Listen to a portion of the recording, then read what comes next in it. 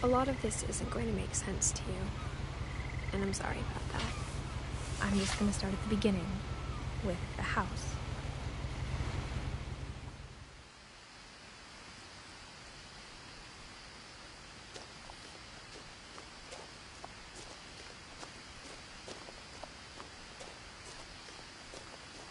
I lived here until I was 11, but I wasn't allowed inside half the rooms.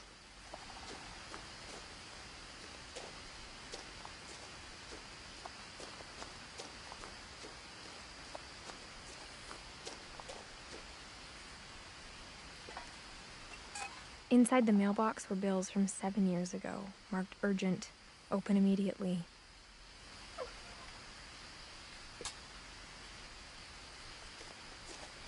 I hadn't been back since my brother Lewis's funeral.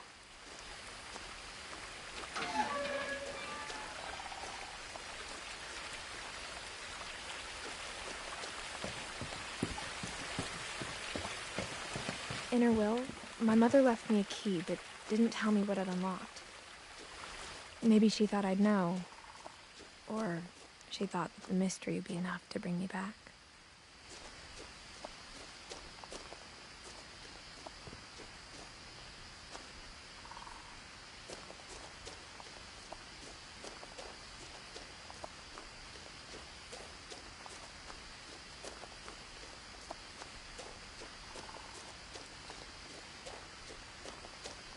No one had driven this way in a long time, but I saw a few hoof prints.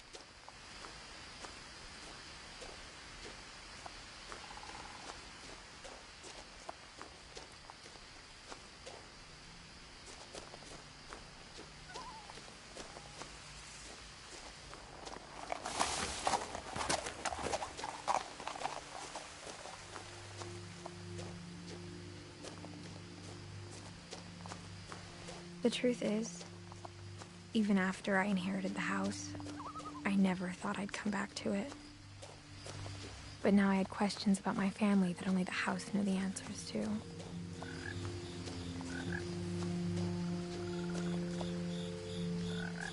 The house was exactly like I remembered it, the way I'd been dreaming about it.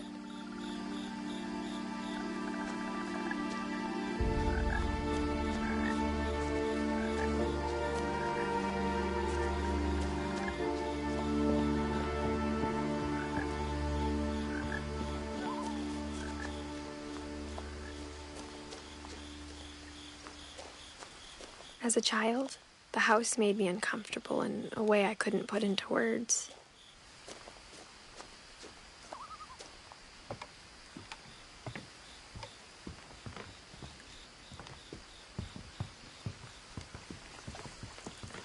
Now, as a 17-year-old, I knew exactly what those words were. I was afraid of the house.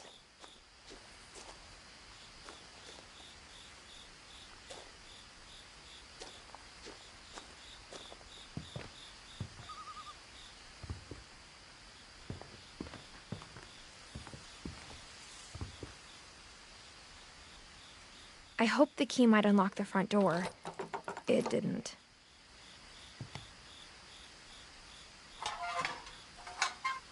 Looking in, I felt like the house itself had been waiting for me.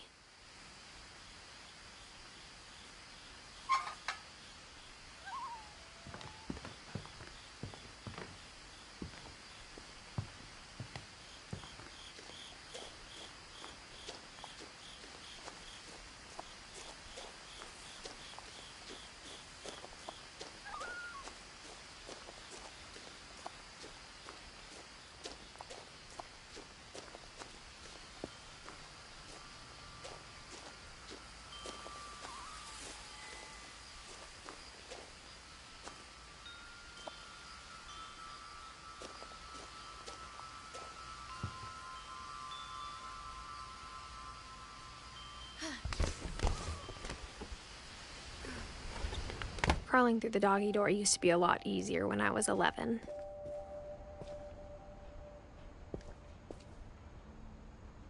The power had been turned off the night we left.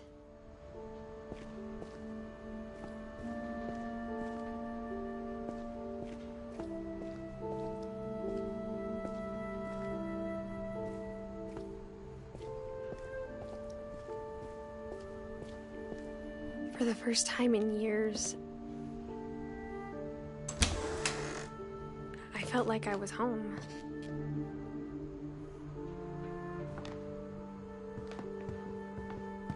But instead of a family, there were just memories of one.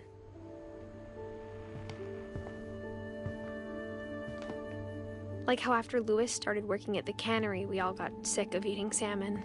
Except our cat, Molly. Or how only one restaurant would deliver to our house, so we had Chinese a lot.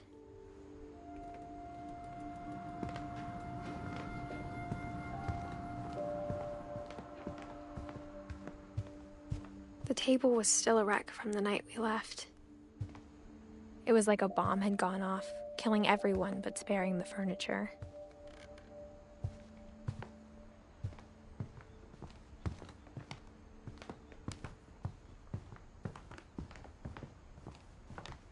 Nothing in the house looked abnormal.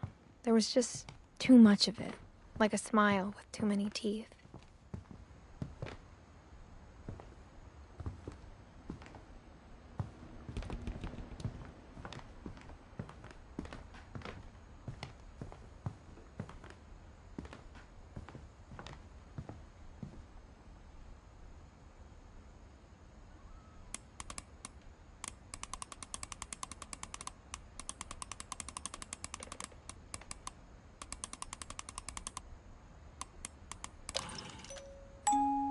Great-Grandpa Sven built a music box for Barbara, along with the rest of the house. Mom always told me to stay out of the basement, so I wasn't too surprised when the key didn't fit.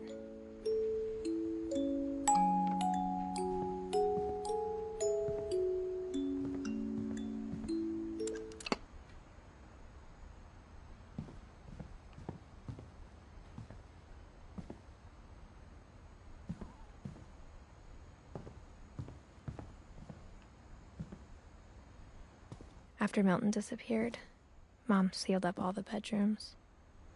Then Edie retaliated and drilled peepholes.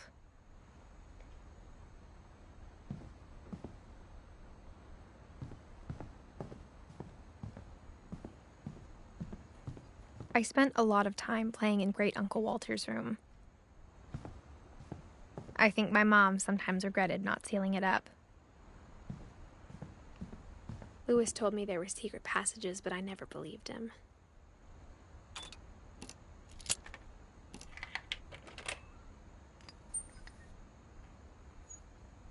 Turns out, my mom was really good at keeping secrets.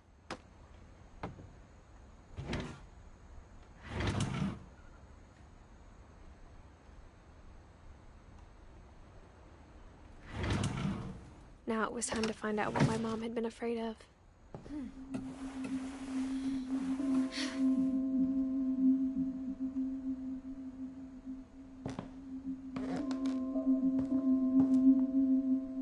Reading this, maybe it sounds like I had a plan. From the paintings on the wall, it was clear my brother Milton had been here before me.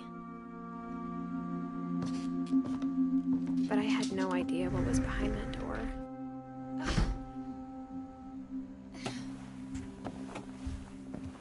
Just like I had no idea where all this was gonna lead.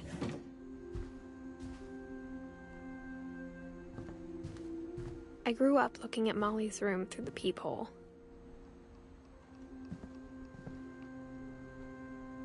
Being inside for the first time, I felt like I'd stepped behind a painting.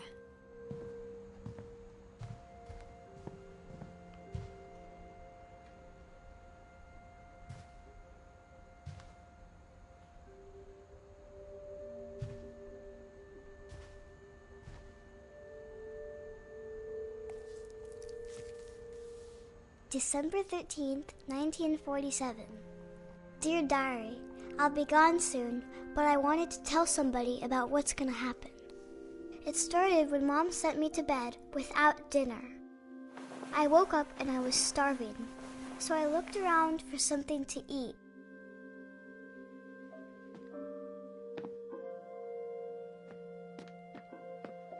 The gerbil food was dry, but I didn't mind it.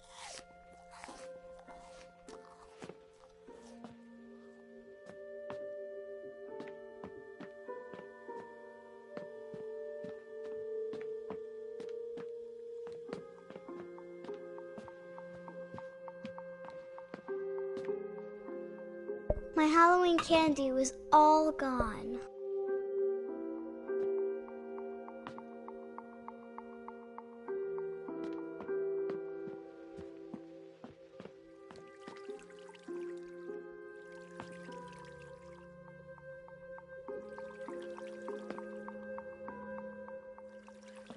I thought about eating Christopher, but I held back.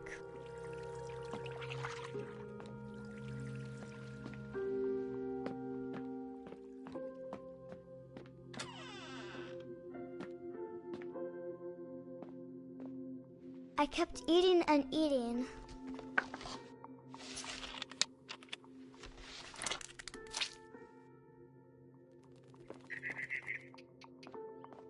I ate a lot of things that night.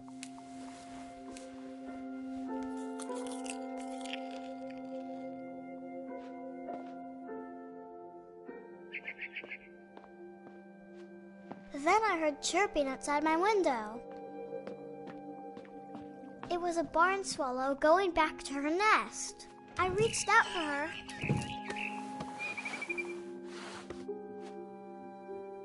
And suddenly, I was a cat.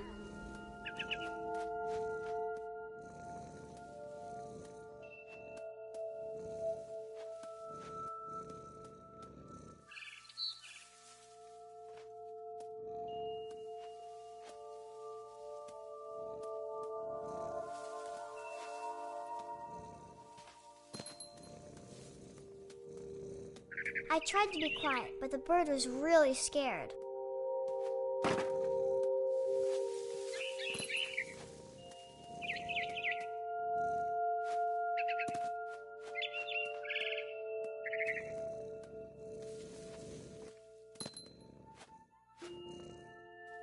Mom and Dad didn't even look at me.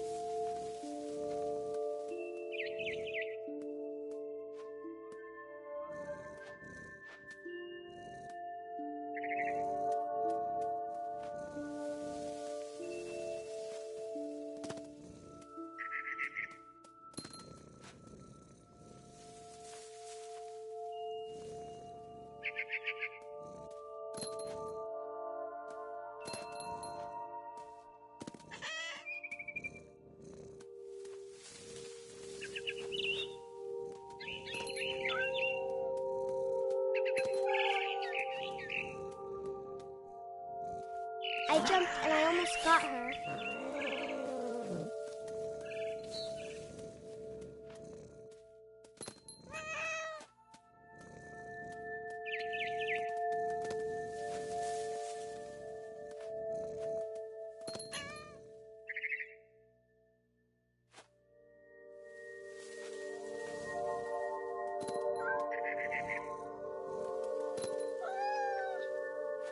I could tell she was getting really tired.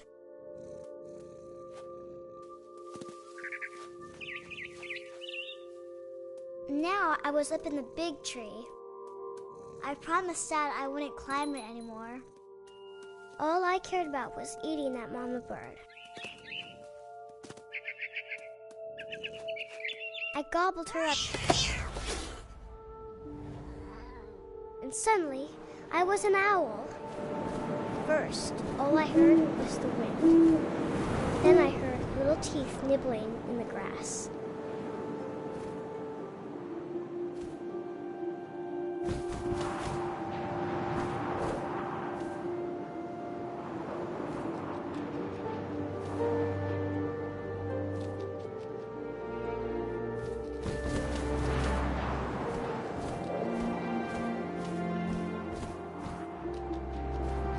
Rabbits.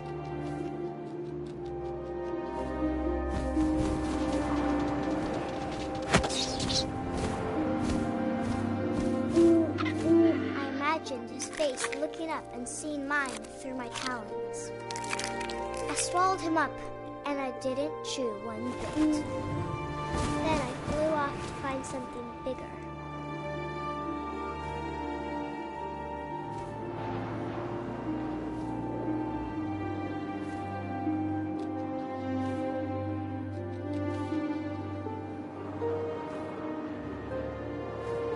A mama rabbit.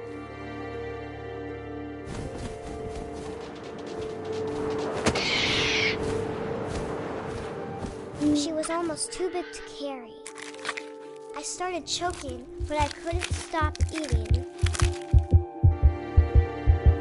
And suddenly, I was a shark.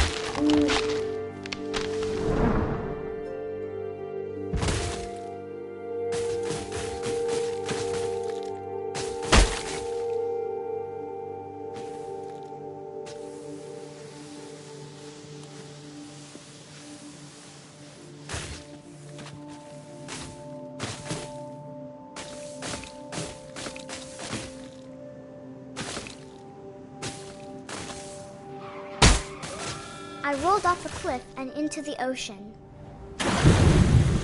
Now, I was hungrier than ever.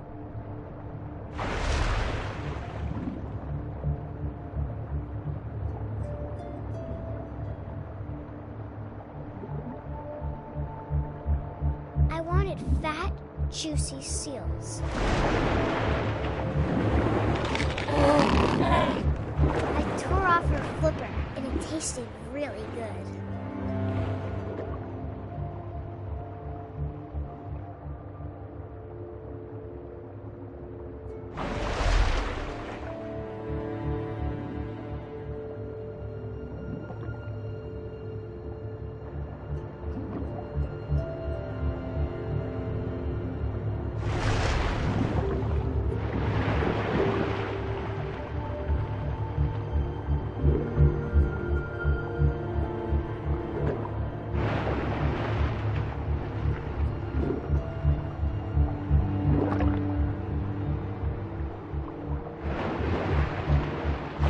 Grabbed on tight, but I was so hungry I jumped out of the water.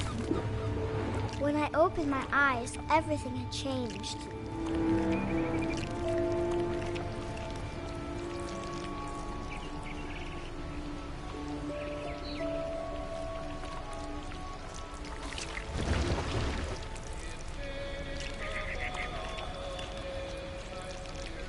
Now I was a monster, and I smelled people everywhere.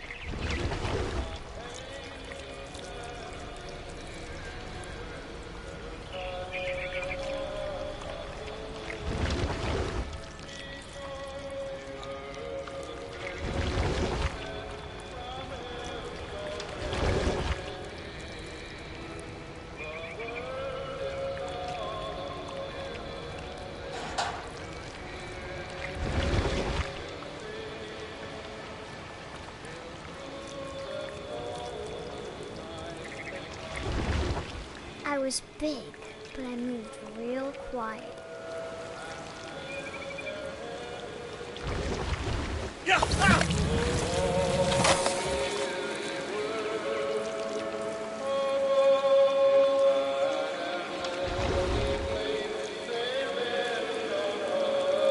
I wanted to stop, but also I didn't.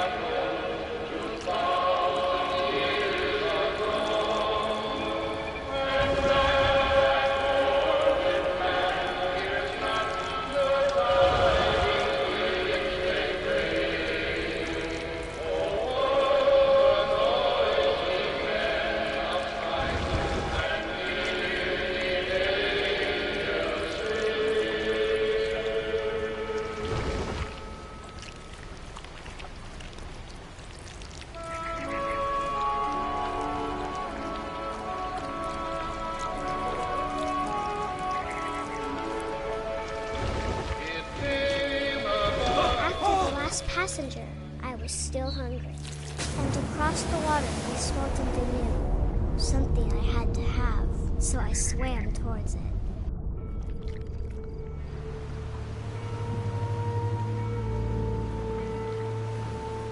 I slithered onto the sand, and the good smell went into an old pipe.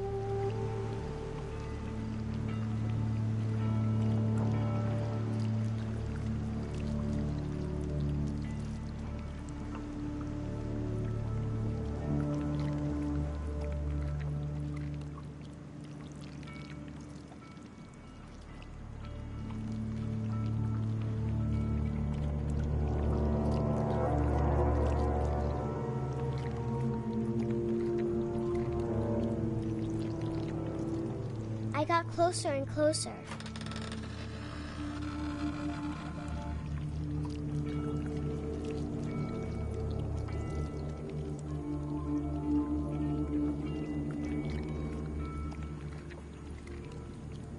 All of my stomach started growling. And suddenly, I was me again. I held my breath for a long time, but I couldn't hear anything. I think it's waiting for me to fall asleep. But it's not going to wait much longer. It needs to feed, and we both know I will be delicious.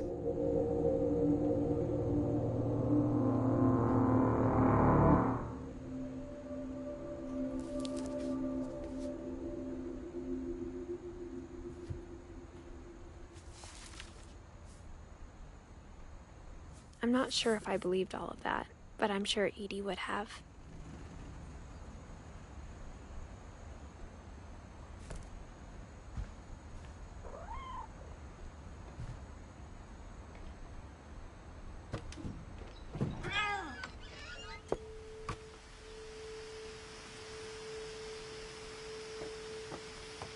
This will be obvious later, but my mom never told me any of these stories. Edie would have, but Mom didn't like bringing up the past. Though, when we adopted a stray kitten, she was the one who named it Molly. I spent a lot of time in Great-Grandma Edie's room.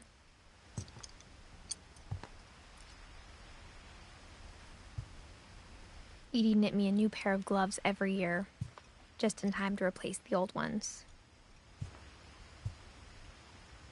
Louis died a week before we left, but Edie had already started to memorialize him.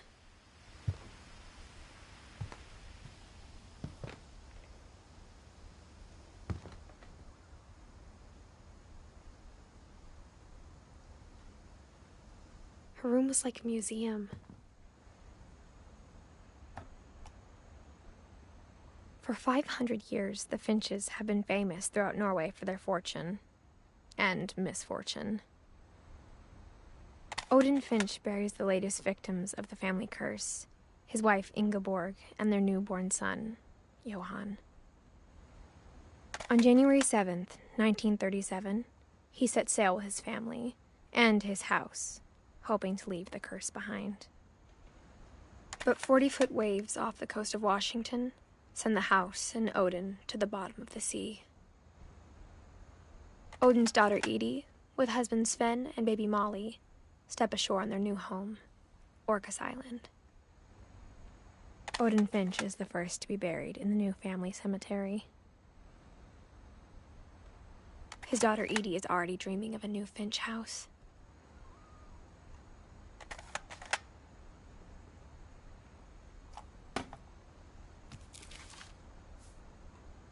Whatever's wrong with this family, it goes back a long ways.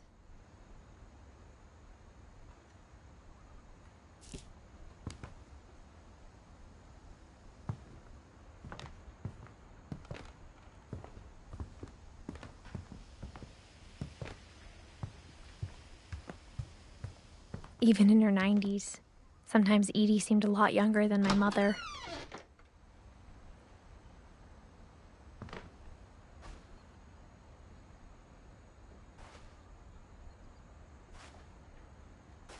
The only trace Grandpa Sam's first wife Kay left on the house was the pink bathroom.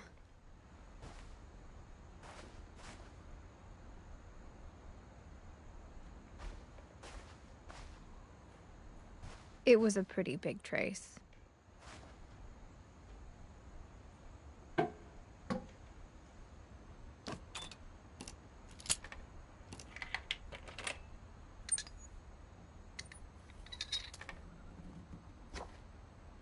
There's a secret in this bathroom. It's in the last place you would look. It isn't in the cupboard.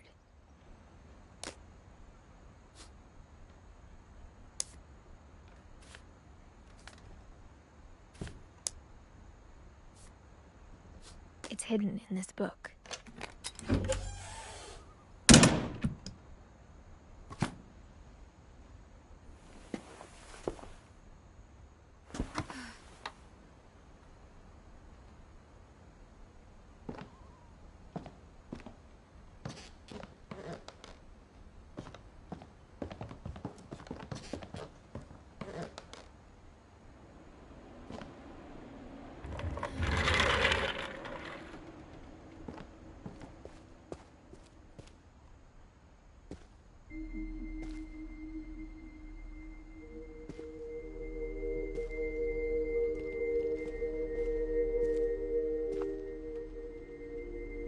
I knew Grandpa Sam had a twin, and that he never talked about him.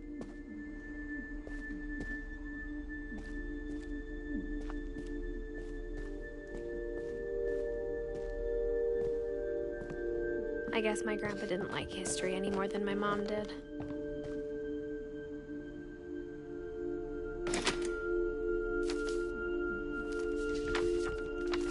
How I Want to Remember My Brother by Sam Finch. The thing I remember is that when he made up his mind, that was it.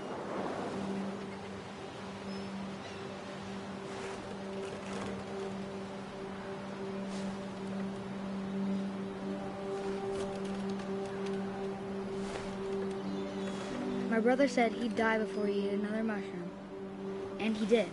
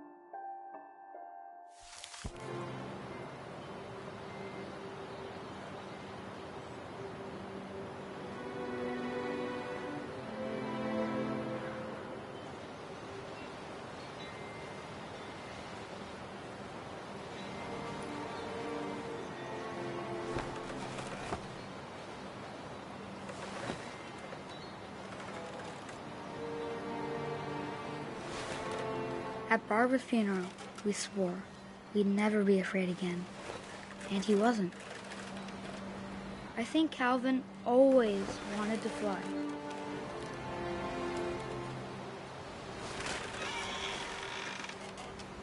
Sam! Calvin! Dinner's ready! Coming!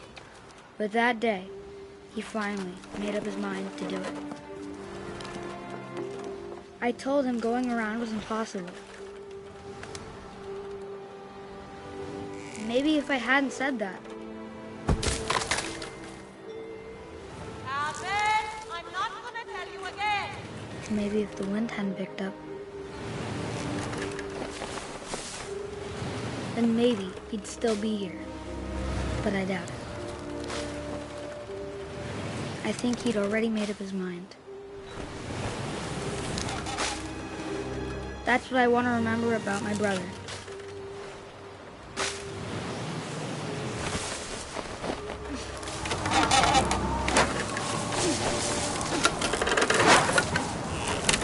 The day he made it to 95. And he did.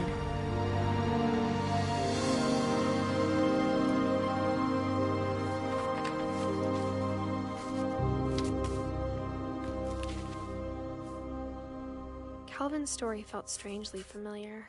When I was younger, I remember trying to do the exact same thing.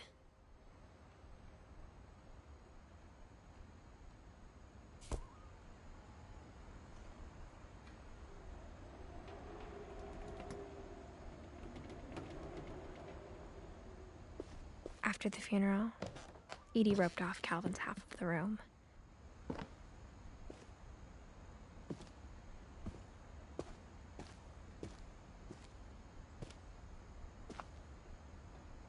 Mom said Grandpa Sam enlisted at 18 and never set foot in the room again.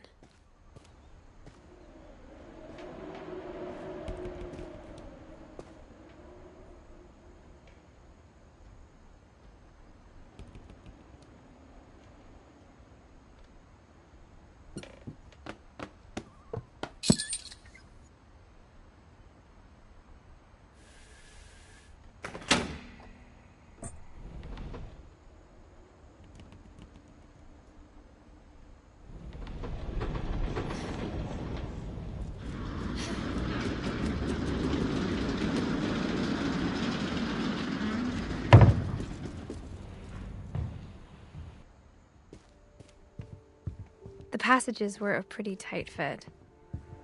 They'd obviously been built for smaller hands and bellies.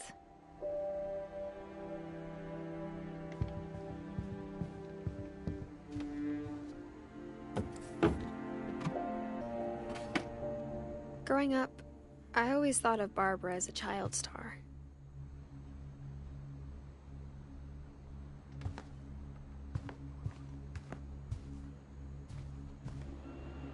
I never thought about how hard it must have been for her afterwards.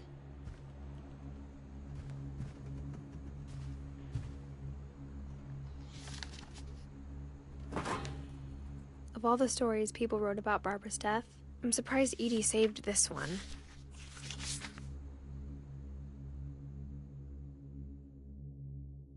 Old Jack here with another ghastly tale inspired by America's most unfortunate family. I'm calling it The Surprise Ending of Barbara Finch. As a child star, Barbara was famous for her scream. Now at 16, she was all washed up. A has-been. But in a lucky break, she'd been asked to perform her signature scream at a local convention for monster movie fans. It was just the boost her career needed. Unfortunately, her scream hadn't aged well. Getting better. I think you just need the right motivation. Her biggest fan and current boyfriend, Rick, was about to demonstrate when... Now that was a great scream. It was Barbara's father, Sven. He'd slipped into a table saw and had to be rushed to the emergency room. So Barbara got stuck babysitting her youngest brother, Walter. Her convention comeback was cancelled. Okay, I'm hearing frustration, but I'm not hearing terror. What if I tried... A gang of hoodlums in Halloween masks have been terrorizing Orcas Island tonight. Police are urging residents to... That came from the basement. You're right! Also, I loved your delivery on that. Why is your basement door locked? Because my dad likes making puzzles and secret passages. There's a key hidden in the music box.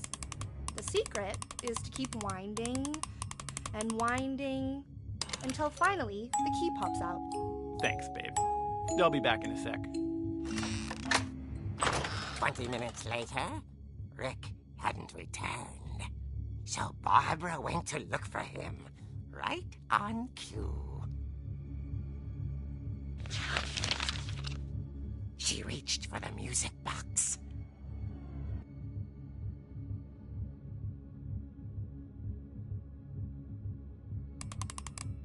and as she wound the key, she listened for Rick, but the house was silent.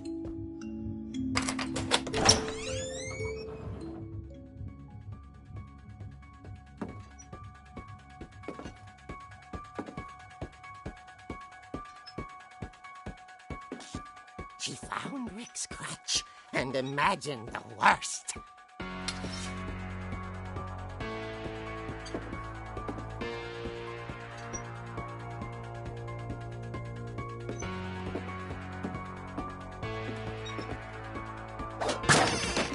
The gang's leader is the infamous Hookman killer, Dr. Carl Hamill, who impaled and then ate his family 10 years ago tonight.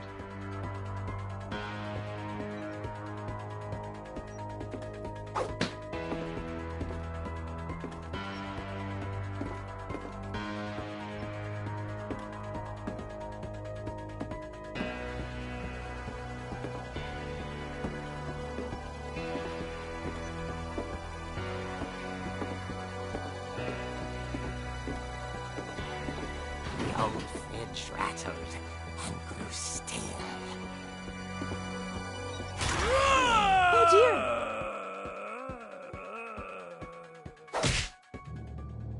Oh! Rick? Barb, relax. I was just trying to scare you to help you find your scream. Well, I'm not scared, Rick. I'm furious. Then act furious. All I'm getting from you now is that you're hurt and confused and you're... She threw him out, but she kept a little something to remember him by. Barb, have you seen my other crutch? And she was still holding it when she fell asleep watching the late picture show. Hours later... Barbara! Walter, what's going on up there? Ah!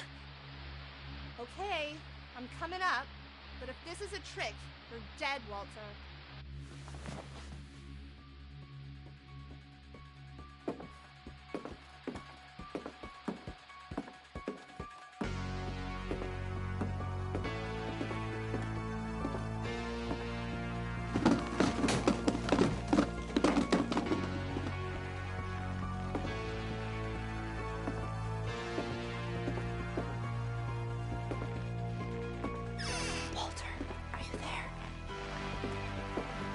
Walter vanished, but his bedside radio was still on. Orcas Island police describe the man as 6 feet tall, with a steel hook for a hand. Residents are urged to lock all doors and windows and notify the police of any suspicious activity. Barbara turned, saw the hook man, and was speechless. He was quite smashing.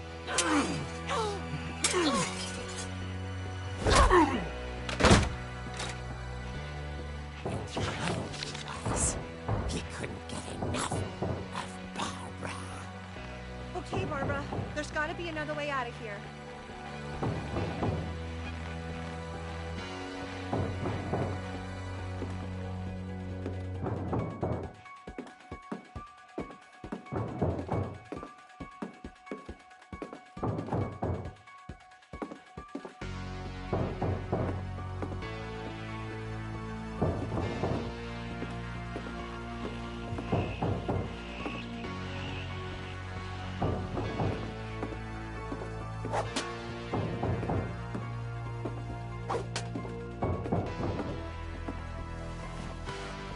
That night, she played her part beautifully.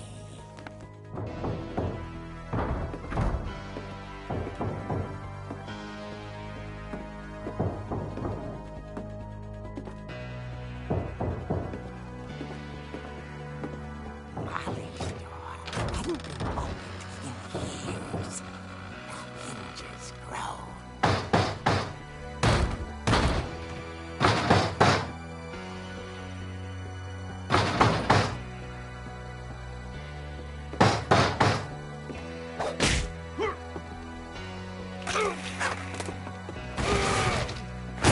He wasn't moving, but she sensed the story might not be over yet.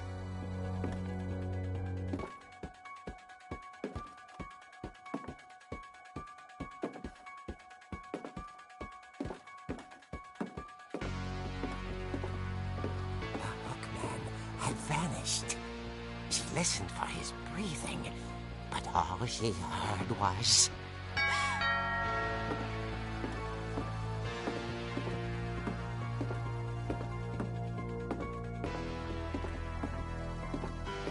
At the door, she heard whispering. It was coming from inside the house.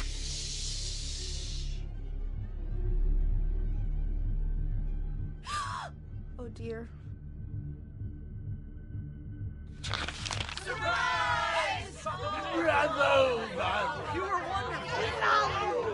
monsters had come to surprise her. For Barbara, it was a dream come true. Then she saw what kind of monsters they were, and she realized what was about to happen. She was going to be famous. And with her final breath, Barbara Finch gave the performance of her life.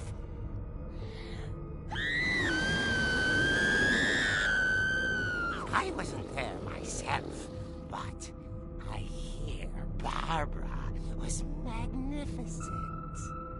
Poor girl. She had a taste for stardom. But unfortunately, so did her fans. Of course, the police blamed it all on poor Rick, who disappeared the same night. And little Walter? Hiding under his bed the whole time. He took it all pretty hard, but that's another story. As for Barbara, tucked inside the music box is all they ever found of her. Her ear. Now that's what I call a real eerie tale.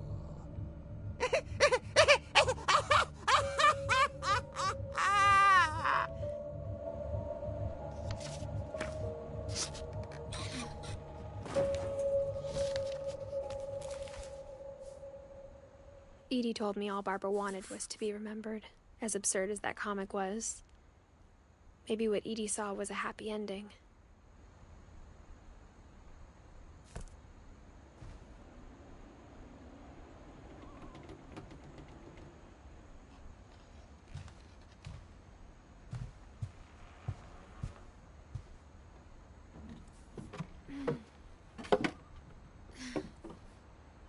I guess now I know why Mom didn't like me playing with the music box.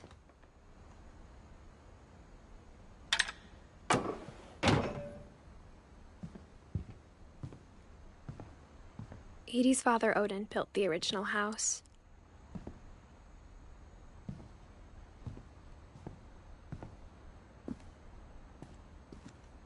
Mom must have locked the third floor stairs on the night we left. Whenever people ask me about my family, the first thing they always want to know about is Barbara.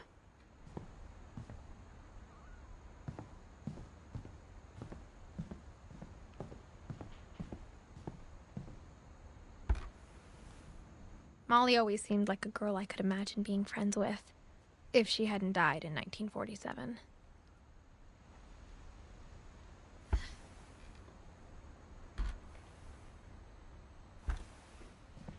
It's funny. All those times I played with the music box and never found the basement key.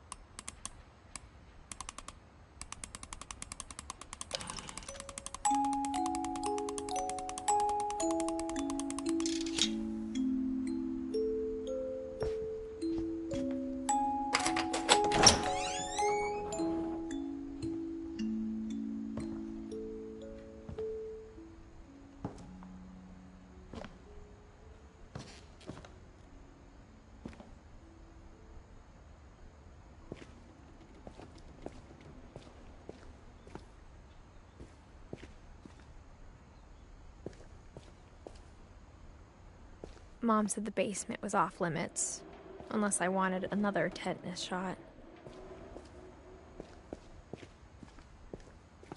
I saw Edie sneak down to the basement once, carrying packages.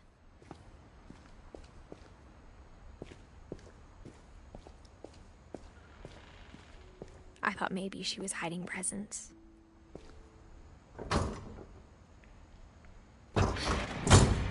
It turned out she was hiding a lot more than that.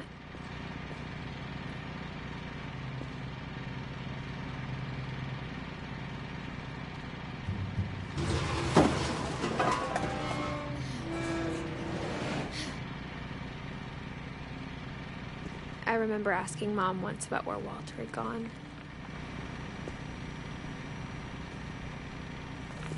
She said after Barbara died, he got as far away as he could. If there's a pattern in all these stories, I think it's that none of us has gotten very far.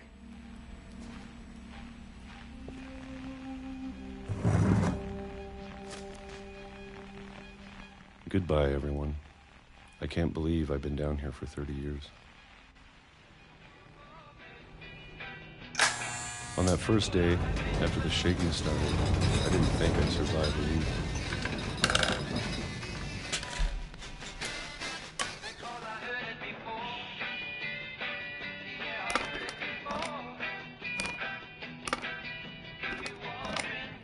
But after a few days, I settled into a routine. That's what kept me sane. Having a schedule, living for today. I always expected to be dead tomorrow. But if you wait long enough, you get used to anything.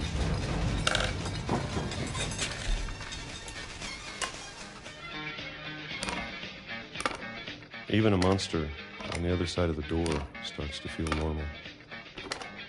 Almost friendly.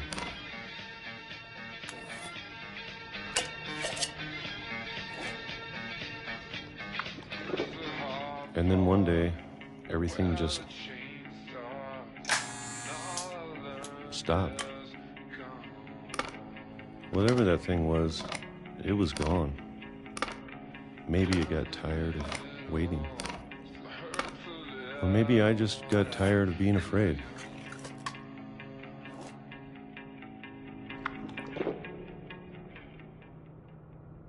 It's been a week now, the longest in 30 years. I'm done waiting. I have to leave while I still can.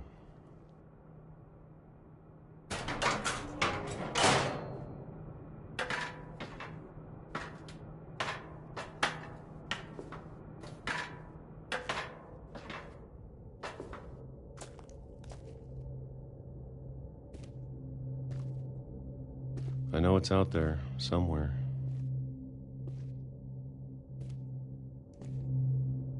Whatever killed Barbara and Molly and Calvin.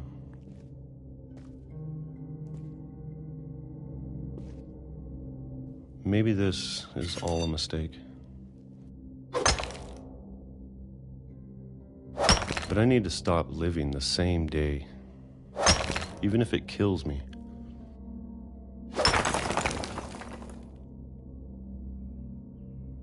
Whatever's out there, I want you to know I'm ready for it.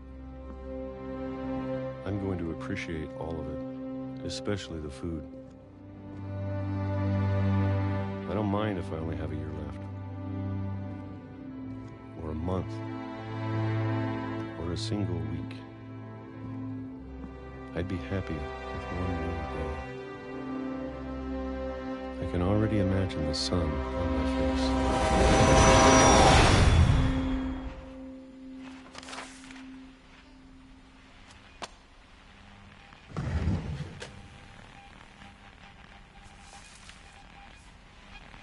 Walter died when I was 6.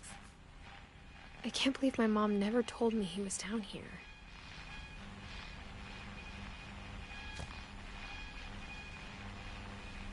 I'm sure my mom was trying to protect me.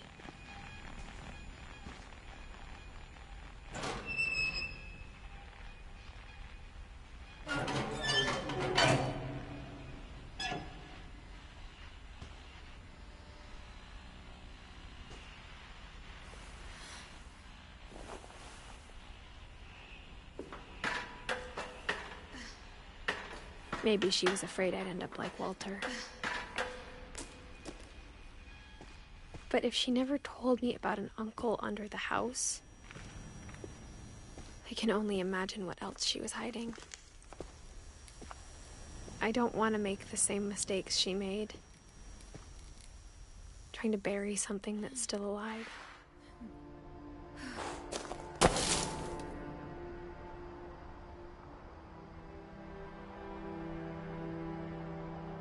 Now that there's only one of us left, or maybe two, I thought it was time I heard the stories for myself and found out what happened to everyone else. But now I'm worried the stories themselves might be the problem. Maybe we believed so much in a family curse, we made it real.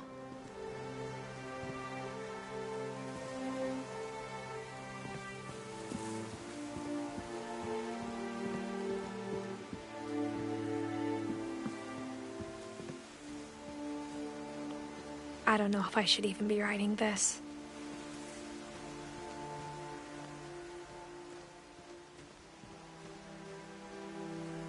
Maybe it'd be better if all this just died with me.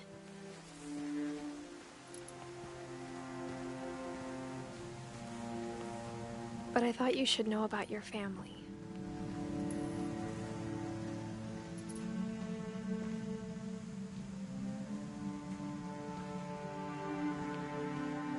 And the history you're a part of.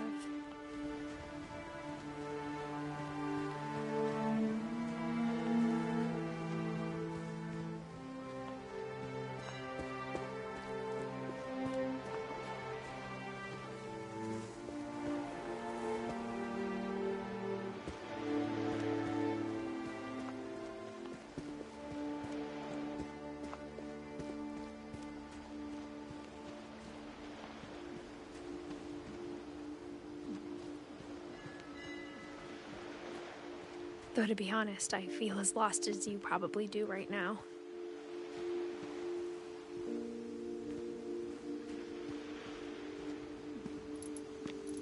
I think the people in these stories believed them, for what that's worth.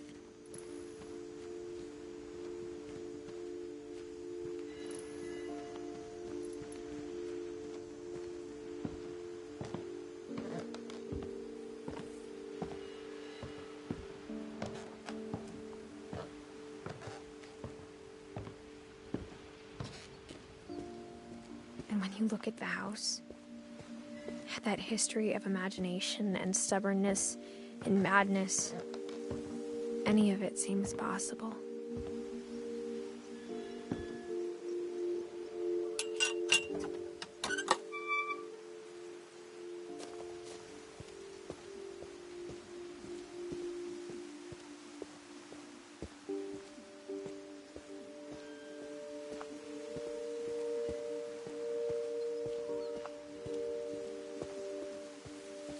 I think we've been surrounded by death for so long, we've just gotten used to it.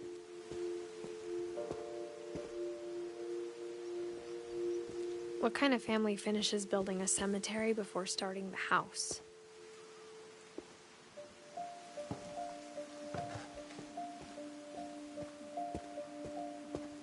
It's embarrassing for me to admit this, but the pet cemetery made me more uncomfortable than the human one. 3 of the gerbils were mine, and 2 had been my fault.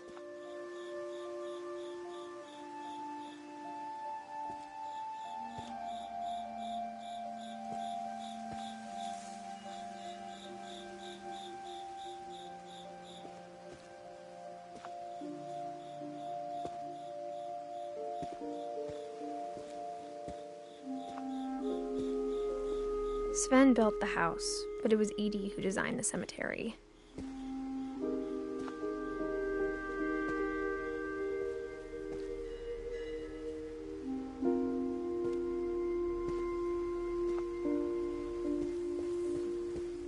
I'm sure Odin's monument had been Edie's idea. My mom was always trying to move on, but for Edie, the past never went away.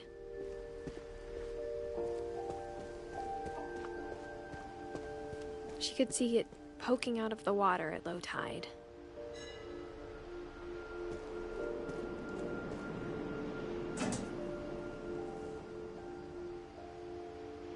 Edie said she dreamed about the old house every night.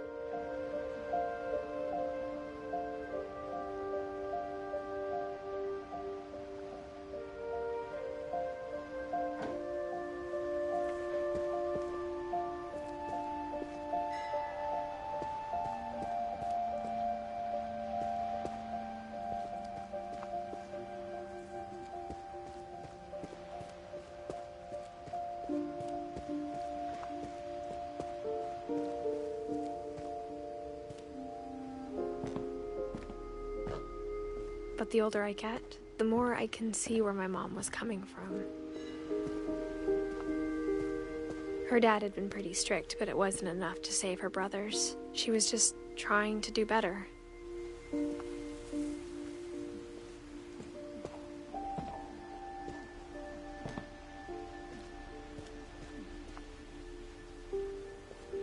She lost 2 of her brothers, just like I did. I get why she tried so hard to protect us.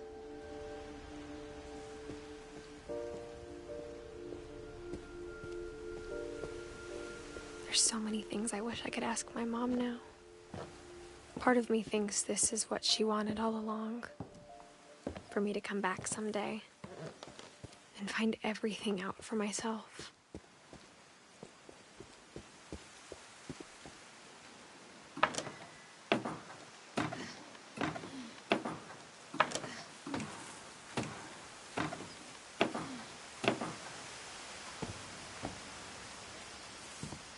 But looking back on it now,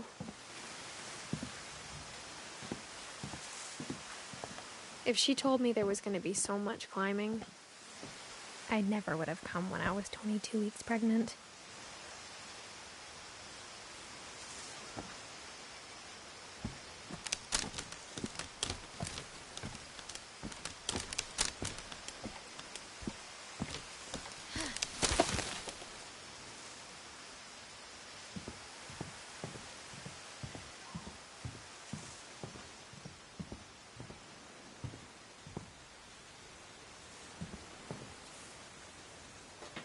I never met Grandpa Sam, but I think he and my mom had a lot in common.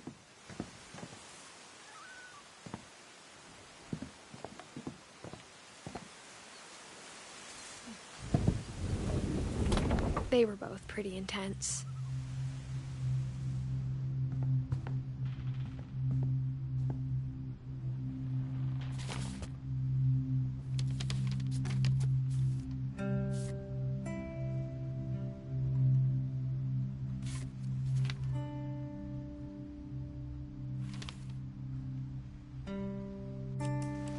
Dawn, I promise, you'll never forget this weekend. Yes, sir. These memories are gonna last a lifetime. Mm-hmm. Am I gonna have to shoot anything? It's a hunting trip, Dawn. Shooting is strongly encouraged.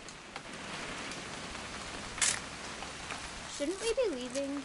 Just want to get a shot of you, Dawn, then we can take off. I'm over here, Dad.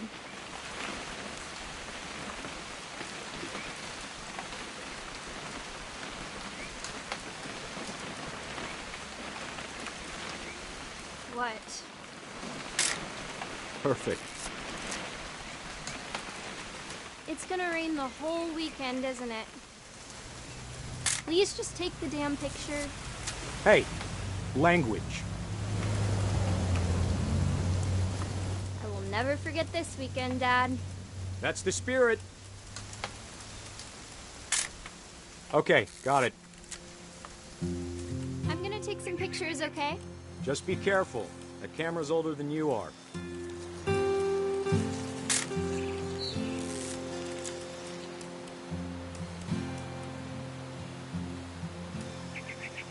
You're right, Dad. It's starting to clear up. Still freezing, though.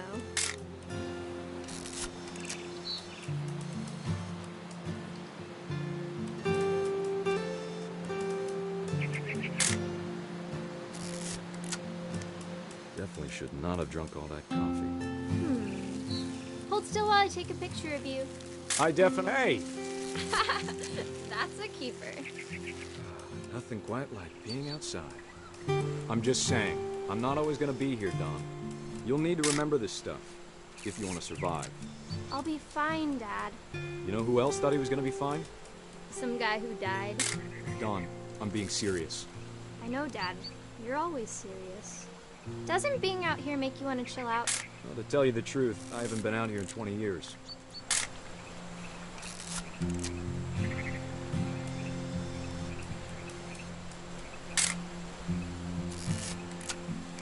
Last time I was with my brother Calvin. Man, that was a great trip. Don, don't you think you could find something more interesting to photograph? Your grandpa Sven taught us how to fish, how to build a fire. We found an old logging trail. There were deer everywhere. You don't need to waste any more film on me, kiddo.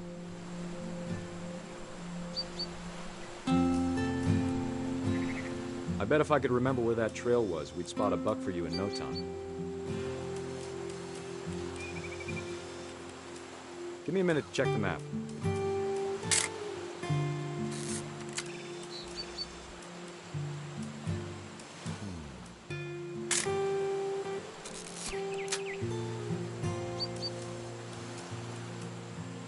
Let's see.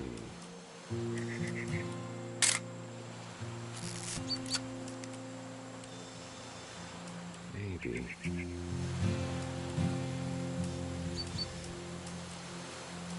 Dad! Good eyes, Don.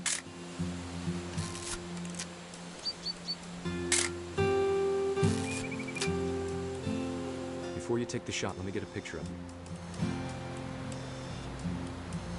Dad, I... Just breathe. Turn off your imagination.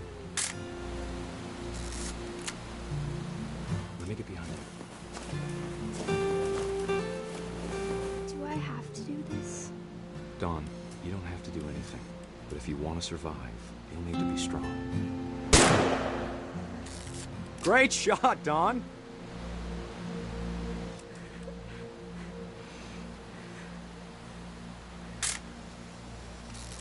I'm proud of you, Don. Always remember that, okay?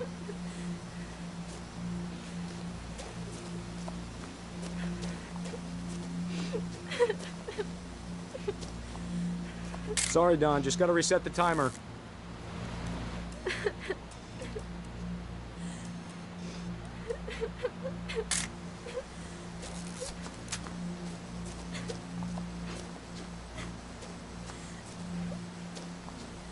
Dad, it's twitching. I think That's it's totally normal, Don. Just focus on the camera. Try not to think about... Dad!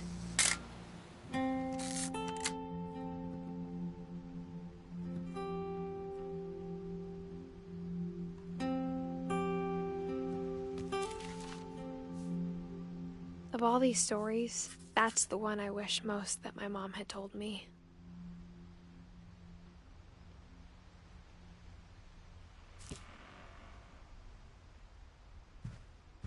Sam spent his life shooting photos, but Mom said he got nervous being in front of the camera. I guess we're all afraid of something.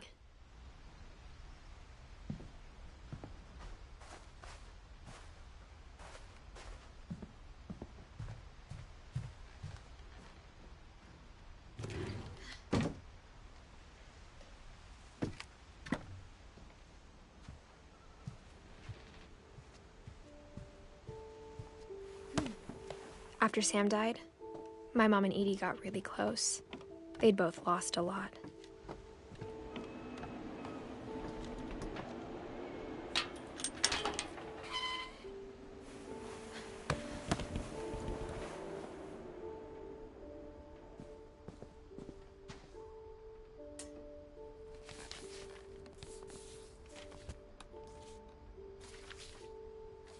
Dear Kay, do you remember the way Gregory used to laugh when he thought he was alone?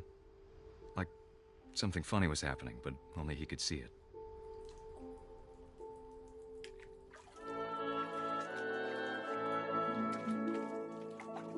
I think he saw things the rest of us don't.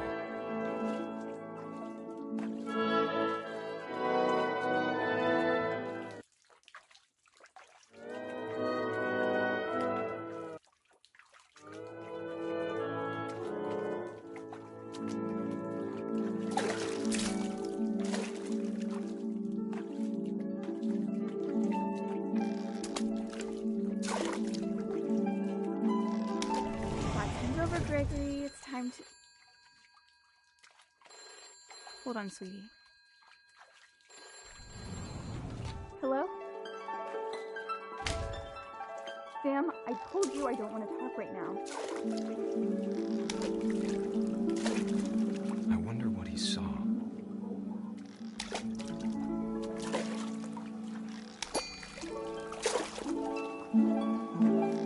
What his world was like.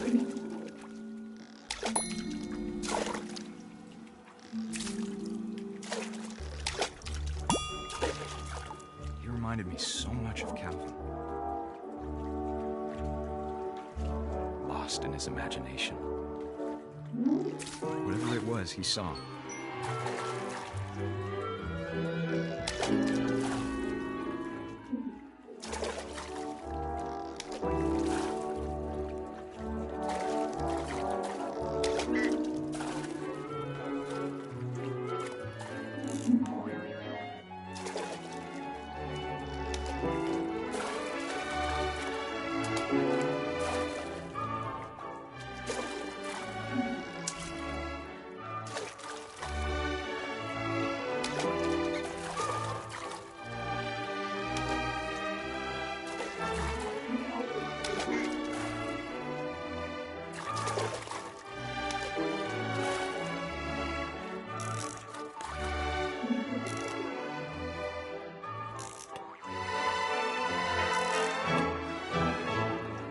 Sure made him happy.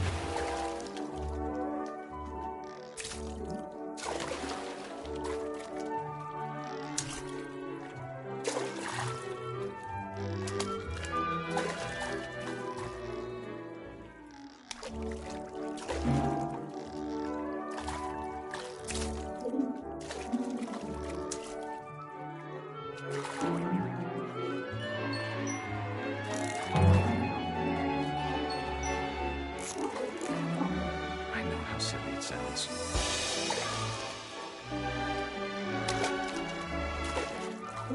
But I worried about a baby being too happy. But I could feel him slipping away. Sorry about that, Gregory. I know you did everything you could. Maybe if I hadn't called that night.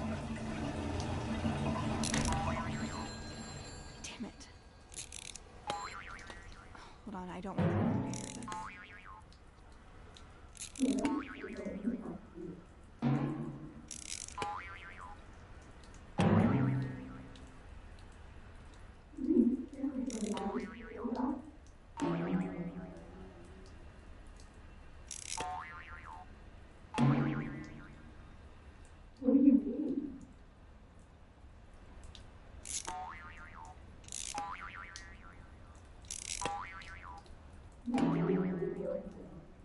I wish he could have told us about the world he saw.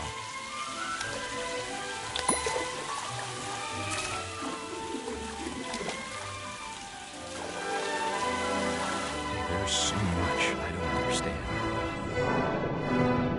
about Gregory, about everything.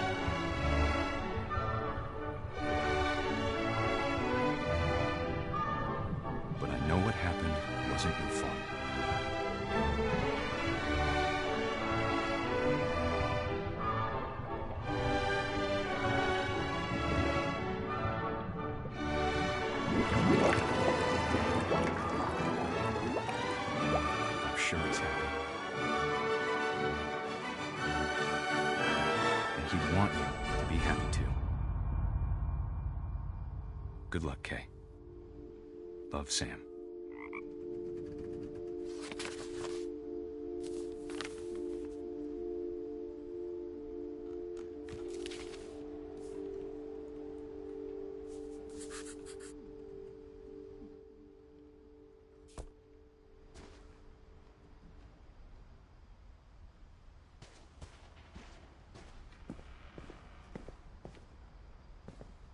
I can't imagine my mom ever writing poetry, and yet... A poem for Gus, who always said the wedding was a bad idea. Our father never hit us kids, at least not very hard, before the day my brother said with teenage disregard that he'd be dead before he'd see a wedding in our yard.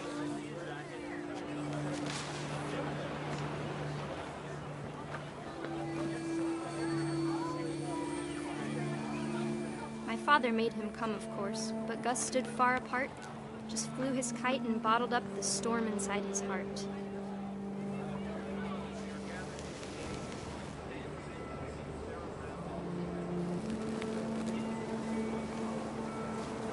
I tried to talk him out of it, but though he'd never met her, "We don't need a stepmom," were the words that I now pronounce you husband and wife. You may kiss the bride.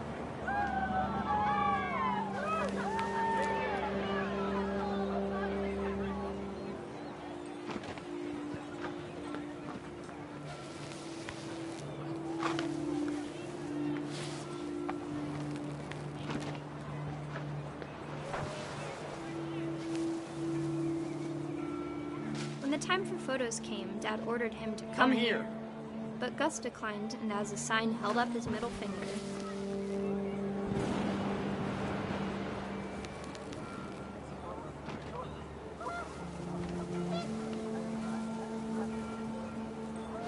The wind picked up, and panicked geese appeared and quickly went. But all the humans did that day was go inside the tent.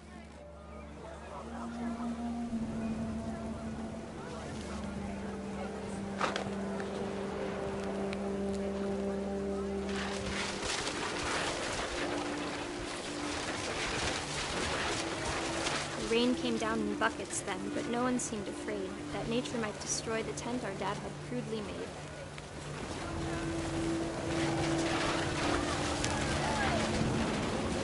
The thunder sounded much too close and full of angry power, but all my father said to this was, "Make the music louder."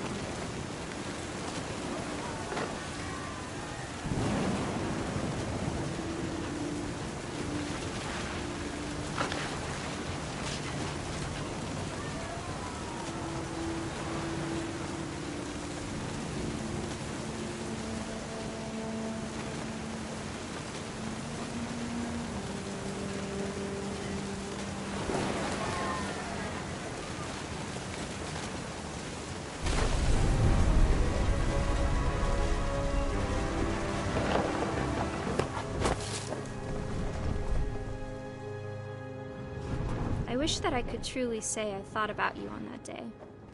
Out there on the beach alone, just you, the wind, the sea, and foam. But I didn't, until we found you.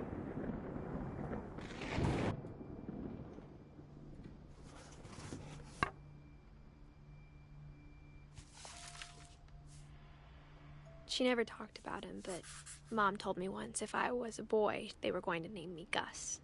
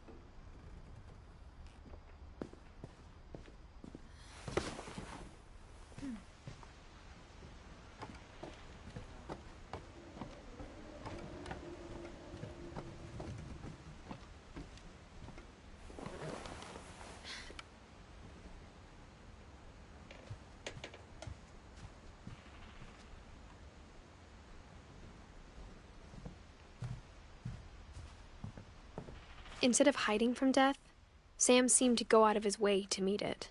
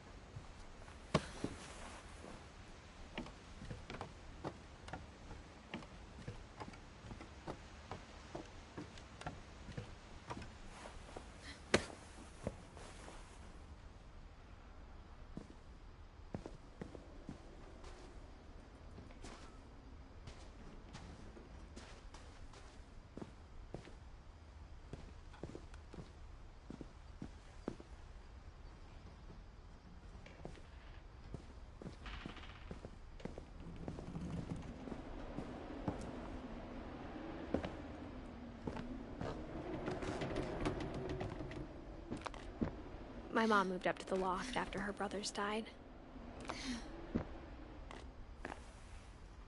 At the time, it was as far away as she could get.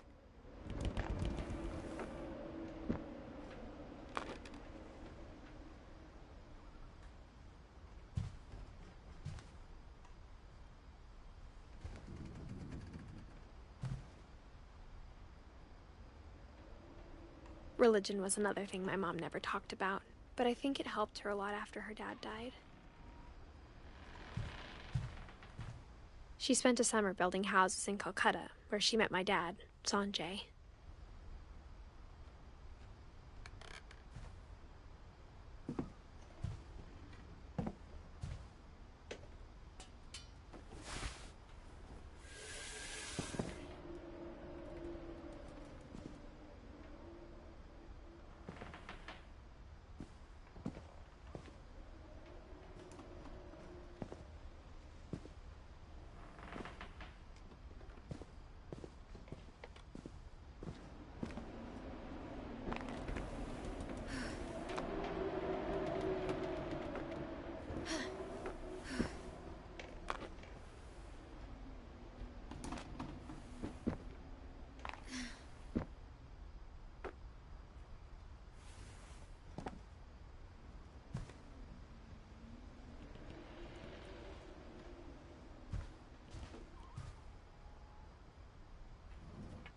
My mom moved to India a week after graduation and got a job teaching English.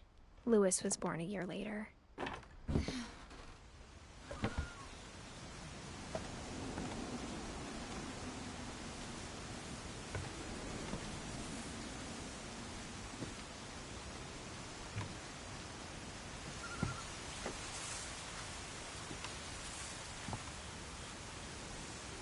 When my dad died, I don't think Mom knew where else to go.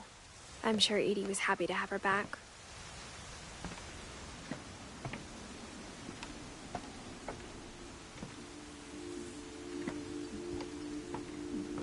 The house had to get a little bigger, but Edie was used to that.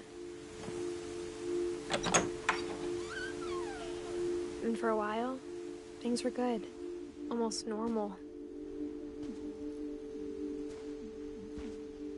But it didn't last.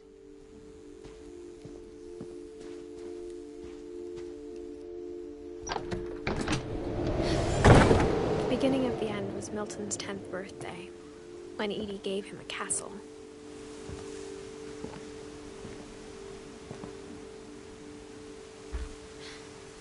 After Milton disappeared, the only thing he left behind was a room full of paintings.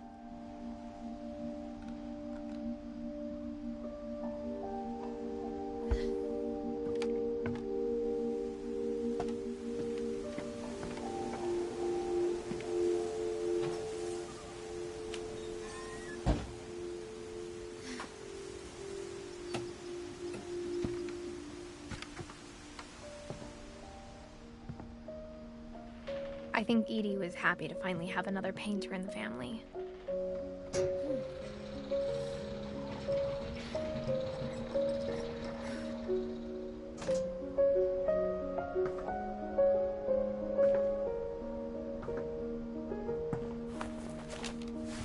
Milton Finch in The Magic Paintbrush.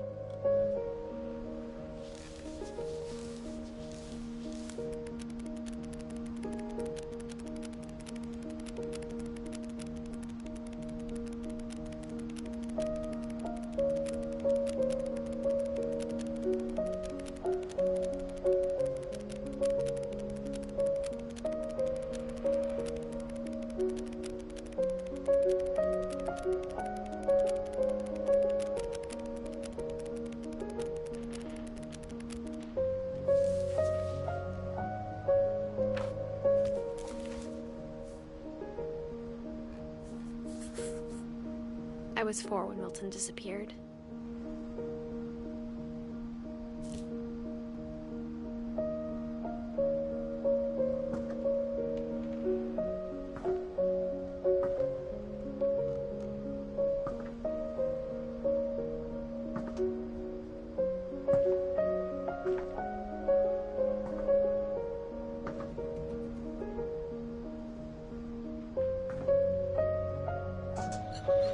Mom spent months searching for my brother. Then she sealed the doors.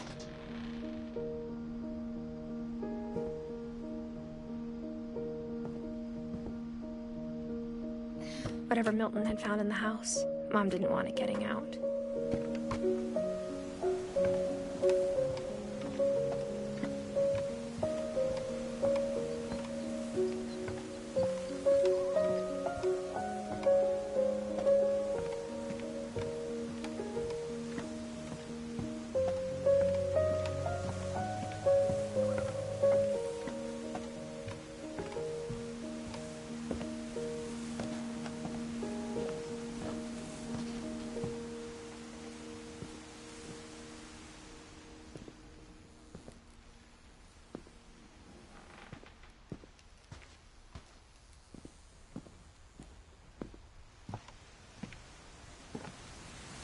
Mom definitely blamed Edie, but I think Louis blamed himself.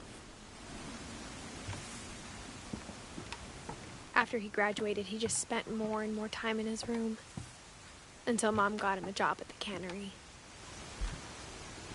Everyone always told me to stay out of Louis's room, except Louis.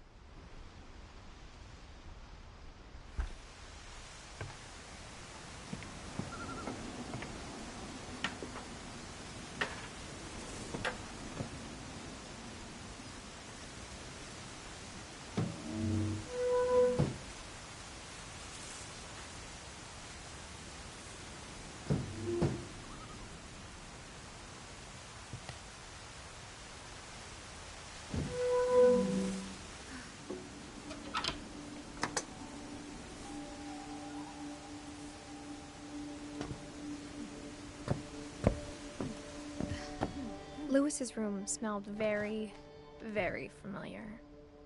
That part of him lived on.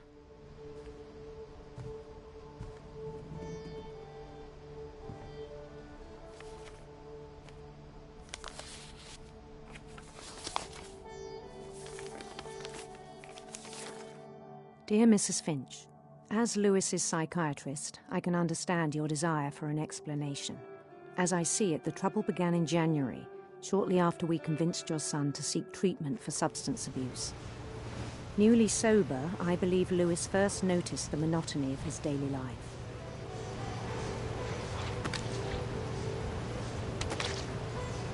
He kept working at the cannery.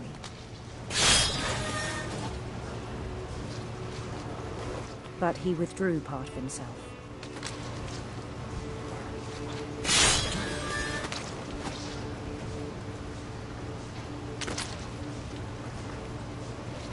In our sessions, I saw the same behavior.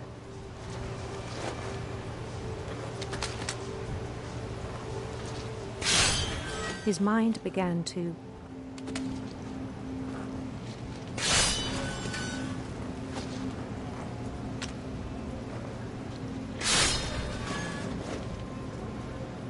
wander.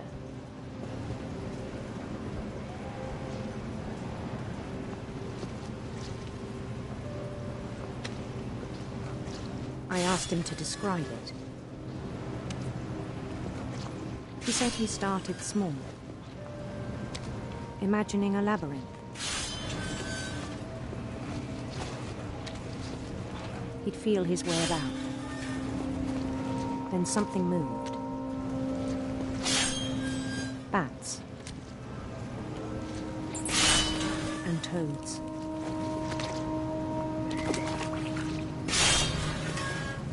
And things that have not names. He knew it was all in his head. But he took it very seriously. I had hoped he'd find himself.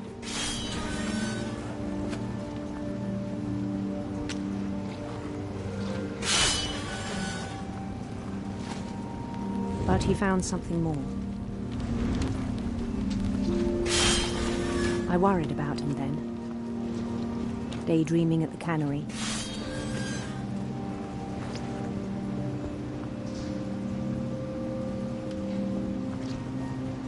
I spoke with his boss,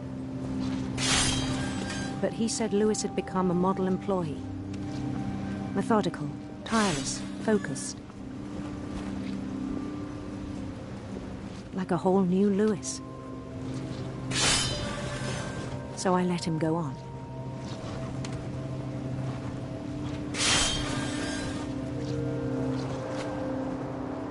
I even encouraged him. It seemed very promising at first. He told me he'd made a new friend.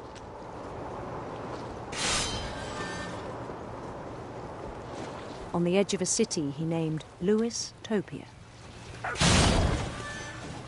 He built the city up slowly, brick by brick. Then he made musicians.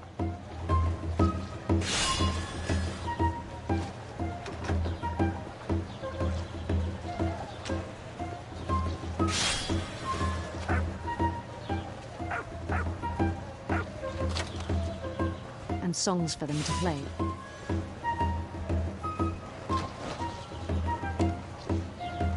Talked about starting a band. And he was always humming something. Every day his imagination grew stronger.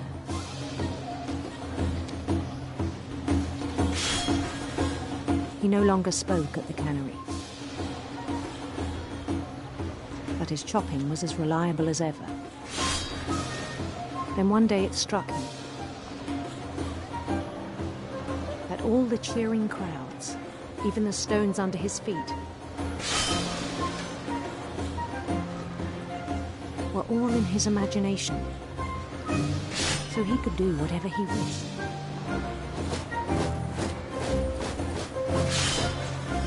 he held an election for mayor. And he won. They begged him to stay, but his mind was already wandering. It became a game for him.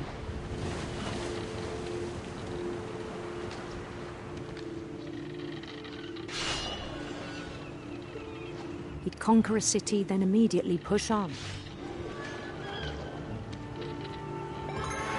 New Louisville.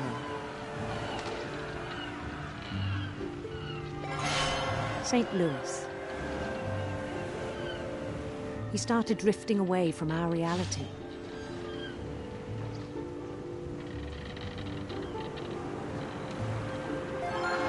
Minneapolis, until one day he forgot to go home from the cannery. Even as his mother pleaded with him, part of Louis kept sailing on.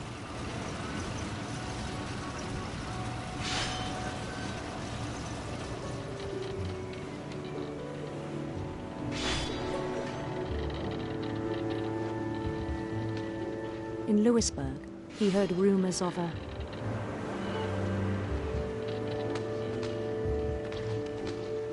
handsome queen.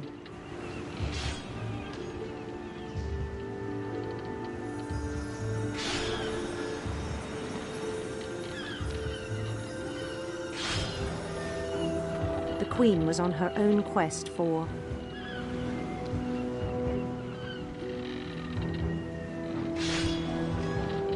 radiant rainbows.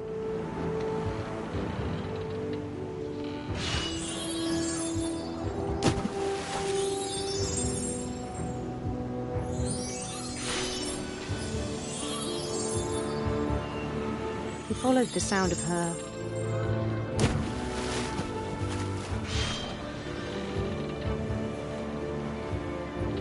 silver harp.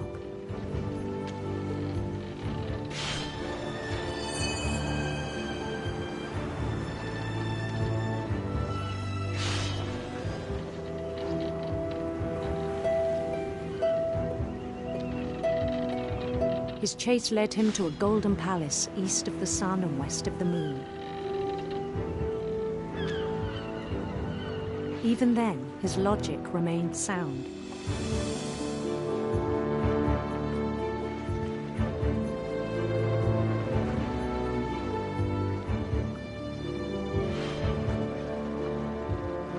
He knew the world was all in his imagination.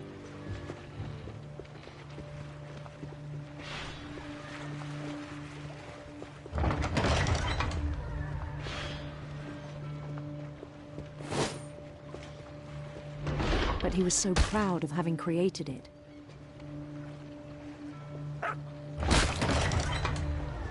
In his own eyes, he'd become something greater than a king.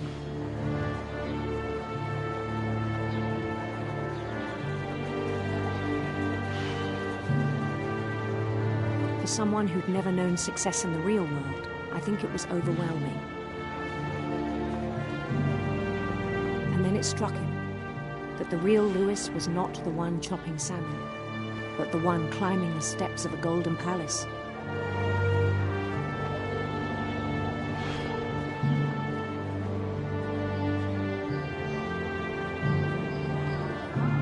My imagination is as real as my body, he told me. It was hard to argue with him.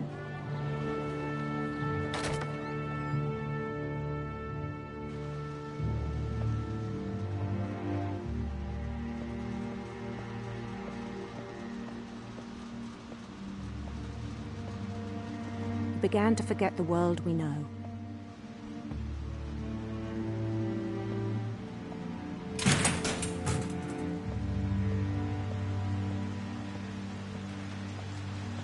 I think it pained him to remember Louis, the cannery worker.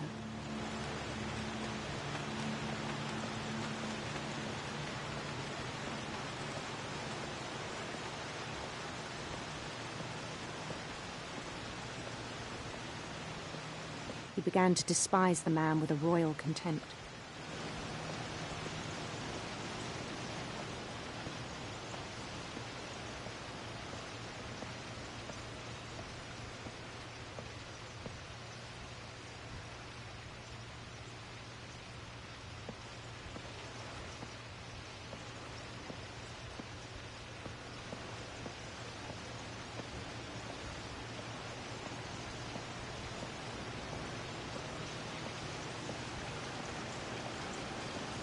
I still thought I could save him.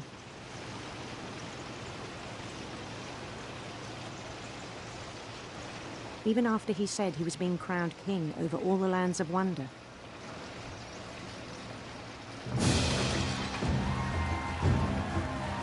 The palace would be packed with his companions.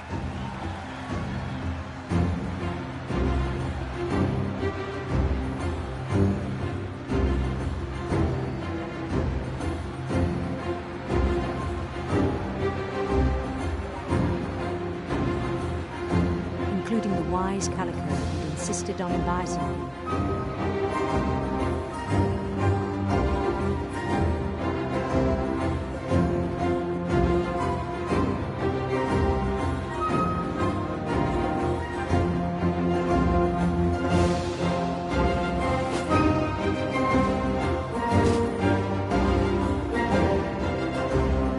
His queen waited, holding his crown.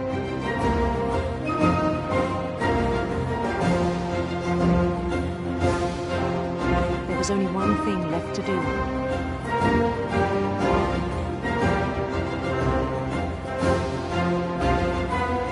Bend down his head.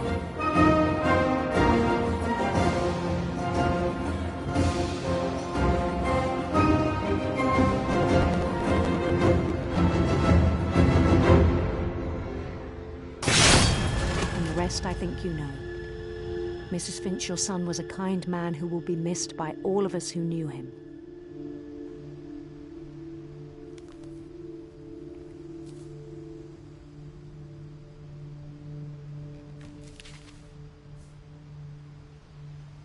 My brother was really cool. I wish you could have met him.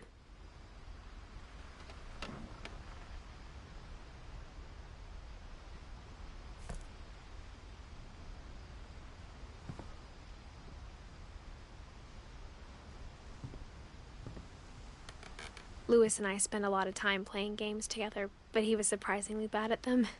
He died a lot.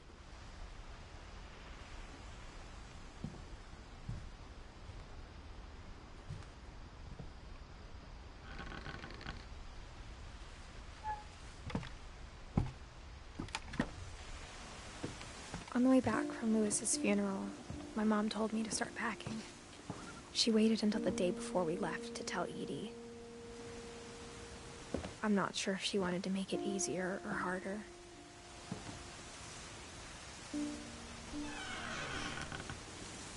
I wish we'd stayed. But I understand why we left.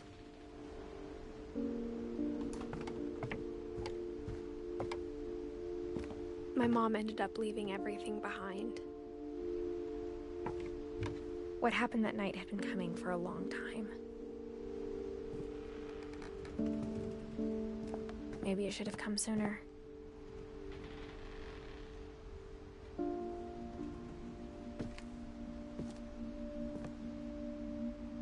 But it had to end one way or another. All that's left now is to tell you about that last night.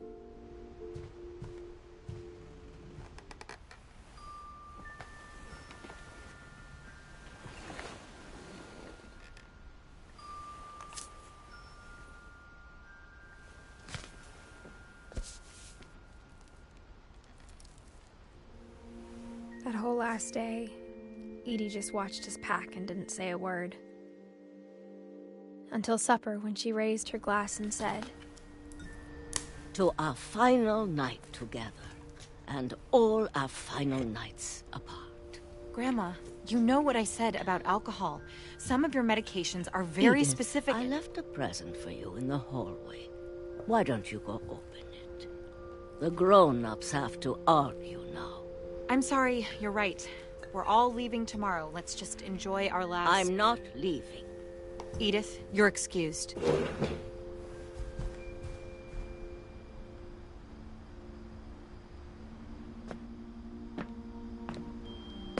The power had been shut off that morning, but Edie always had plenty of candles. When my mom sealed the library, I don't think she knew about the other entrance. Or that Edie had a key to it.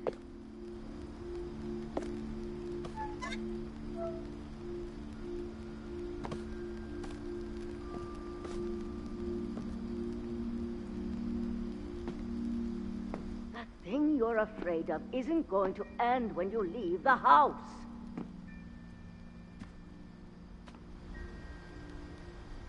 Edith has a right to know these stories. My children are dead because of your stories. I think it's best if Edith and I leave tonight.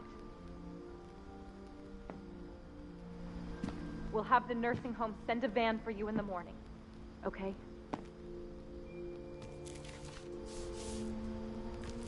Dear Edith, there's so many stories I wish I could tell you, but there's only time for one. This is about what happened on the night you were born. That night, the tide went way, way out. It was the first and last time I ever saw the old house aground. There'd been an earthquake out in the middle of the ocean. They called it the lowest tide in 1,000 years. God, it smelled awful. You know, I've seen that house every day of my life. But I never thought I'd go back to it. When the fog rolled in, I lost my way.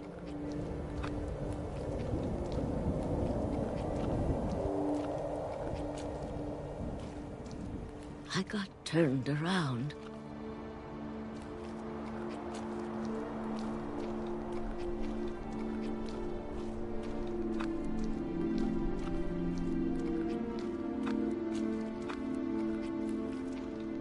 I started seeing things.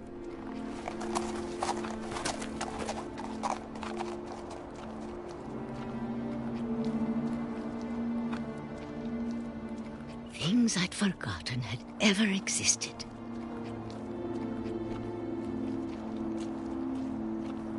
But when I saw them, they felt like old friends. That night, a lot of things came back to me. Or maybe I came back to them.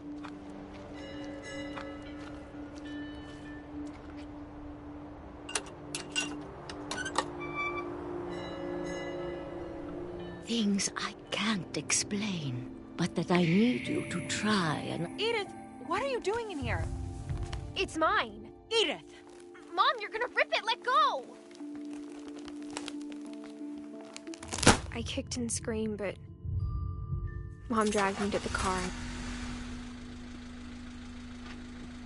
I never saw Great-Grandma Edie again.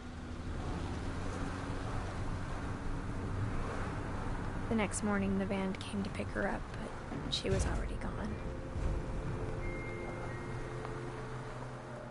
After that, we moved around a lot.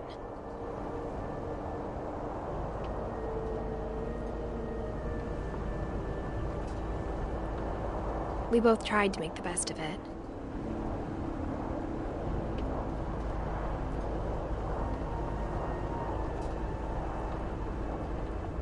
A few years went by.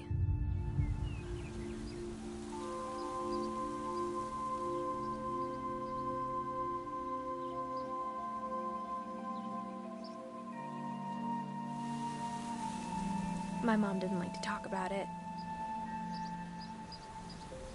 But she started getting sick a lot. The rest happened pretty quickly.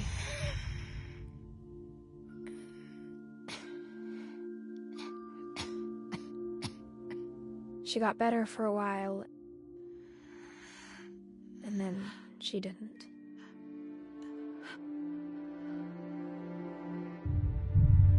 And then I was alone.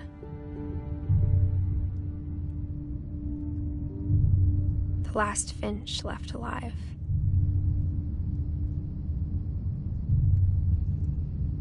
Until I found out about you. I'm still not sure what to tell you about all this. If we lived forever, maybe we'd have time to understand things. I think the best we can do is try to open our eyes. And appreciate how strange and brief all of this is.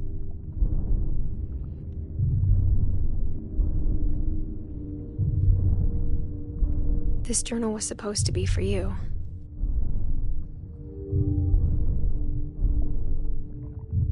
But now I hope you'll never see it. I just want to meet you and tell you all these stories myself. But I guess if you're reading this now, things didn't work out that way.